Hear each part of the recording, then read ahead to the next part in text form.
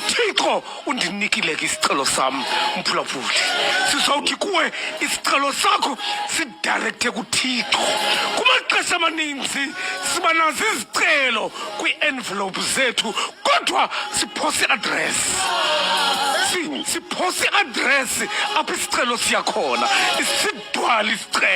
Sidwale isicelo singayokufikelela kwindawo esifanele basifike kuyo. Wahlekwana mphulaphuli xa ihleka isicelo sakhe phambi koThixo wabibizela imilebe yomilomo lomama kunjalo nje engathethi mazwi kodwa into ayithethayo iphuma enhlizweni. Kakade isicelo esiya kuThixo siphuma enhlizweni asiphumi emlonyeni. Mphulaphuli welizwe FM wakonekta uThixo inhliziyo nenhliziyo ukuze isicelo sikaHana siyothi nkqo phambi kwetafile kaThixo. Emva kweentsuku ezithile uThixo lo application kaHana wabhala approve wayithoba ezantsi wabuyiwana. Emva kweentsuku ezithile inyanga ezisibhozo semlumlu mntana wathi nasi isicelo sam uThixo usizalisekile.